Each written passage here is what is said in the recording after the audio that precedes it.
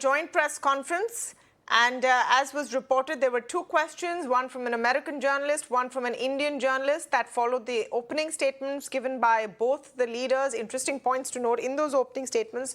And of course, the questions that were asked of both President Biden and Prime Minister Modi. I'm going across to Ambassador Puri and Dr. Kosh Arha, who have so kindly stayed on with us through this marathon coverage this evening. But I think it's been well worth the wait after that joint statement and press conference. Let me come to you first, Ambassador Puri, on your thoughts. Let me just start with one thing that struck me. President Biden talked about Russia in his opening statement. Prime Minister Modi did address the Ukraine war, said we are happy to help, but he did not say the word or mention Russia at all. How do you look at that?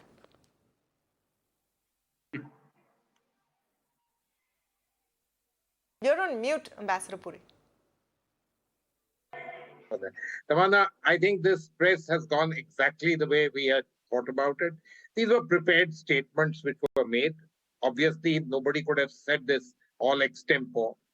The questions also allowed you to have what you couldn't say said in that sense of the term. The issue of climate change, which is particularly important for us and something that we've been talking about, was raised. You mentioned the Russian-Ukraine war.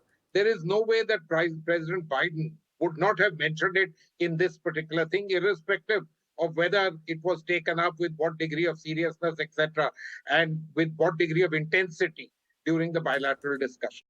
It was important to do. Let's also remember that, large elements of foreign policy are domestic. And this is important for both countries. As far as India is concerned, our positions on this are known. As you said rightly, nobody has condoned anything of anyone. But, these are perceptions and they are perhaps what they are. And that's exactly what Prime Minister Modi also said. And that's exactly what happened in the two questions also which were raised. But the presser, the statements as well as the questions allowed both the countries also to put forward certain perspectives. The perspectives of working together for global good in several of the areas, critical emerging technologies, artificial intelligence, democracies leading the way, all of those came forward. I think those are particularly important. Climate change, for me personally, given my own engagement with this, I was particularly happy to see the matter raised. And, it comes into global consciousness. And I would see it reflected in the G20 and so on and so forth. Yeah. I think what about Ambassador Puri? What about the question that the Wall Street Journal did ask and Prime Minister Modi did respond to on what's been doing the rounds in parts of the press and on social media? Well, Tamanna, you may have started, or in fact, before we broke off, you mentioned the question of an interview with the former president, the fact that several congressmen have apparently written a letter. Yeah. But the fact also is that the Congress bipartisanly has invited Prime Minister Modi to address them. This question, I am not saying planted or otherwise, but, is a question. If there was one question from the American side, you would expect this kind of question to be put forward because that's the nature of the general perception of things. And Prime Minister Modi answered the question exactly as one would have expected him to say, making the point that India is a democracy, everybody is equal, things are exactly as per the rule of law here, and please come and have a look for it yourself. So this has gone, should I say, as curated, choreographed, or whatever you may say, perfectly fine. Things have moved on, and now we see the address to the Congress. Okay. Let me come to Dr. Arha. Your thoughts on the joint statements and the Q&A session? Well, first, I would say that just like Ambassador Puri and myself, it appeared that Prime Minister Modi and President Biden were also in violent agreement, both through their opening statement and through their conversations. So I think rightly, as the convergence of interest was an important element. I also want to absolutely commend President Biden in sort of two important themes. One, putting this important meeting in the historical context, that this relationship is the most consequential one, and it's most consequential because in the arc of history, Quad will play an important role in ensuring peace in our lifetime. And the second thing that President Biden did extraordinarily well was address the question of democracy in his opening statements and then in the Q&A. And I think it's worth addressing it in your question here as well. See, this is a meeting by all accounts has gone of strong interest, as Ambassador Puri said.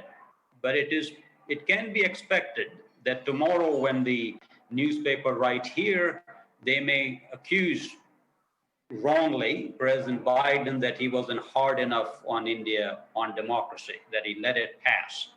And if you read the various interviews and others, that comes into play. Now, India is a large democracy, and it's the largest, we are the oldest, and we can have differences. But the differences have to be informed by reality and in context. And most criticism of Indian democracies are out of context.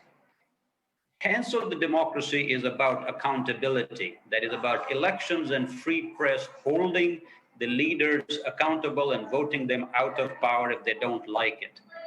No other democracy has an absolute drum roll of elections, state elections, holding their leaders accountable all the time, like the loss in Karnataka of BJP or even in Himachal. That level of accountability to government decisions are not held in any other democracy. So if you're going to criticize India, I think it's fine to say whether there are perceived or other, but it cannot be in absence of saying how resilient the electoral process and how accountable the Indian government is. I think that's an important element. I think also important was President Biden's response when he drew a parallel to the relationship with China, saying that's why we don't get along with China, because it's not an honest conversation. Absolutely. No, I think he did handle it masterfully, because most of the criticism on this topic is going to come from his party, from his side of the aisle. Yeah. And I thought he did an admirable and a very mature and adult way, a seasoned way to address that particular issue. Moreover, I think also we need to realize that in the elected government, Modi and Jaishankar are perhaps the most predisposed to a stronger U.S. relationship than many of the predecessors. And if we're going to articulate Modi in many ways, he's closer to the role Reagan and Margaret Thatcher played than the role either President Trump or Bolsonaro or Erdogan or Viktor Orban plays. So I think it should be your job and ours that when we talk about Indian democracy, we talk it in the proper context and not intellectually lazy terms like populist or regression or ethnic. That is nonsensical. Yep. I think that's an important element. Conversation is important. The conversation is important. That question and that answer was important. But of course, there is so much more to this relationship, this visit and this trip than those few minutes, which we've been discussing in great detail. We're going to wrap our coverage here. I want to thank both of you for being with us.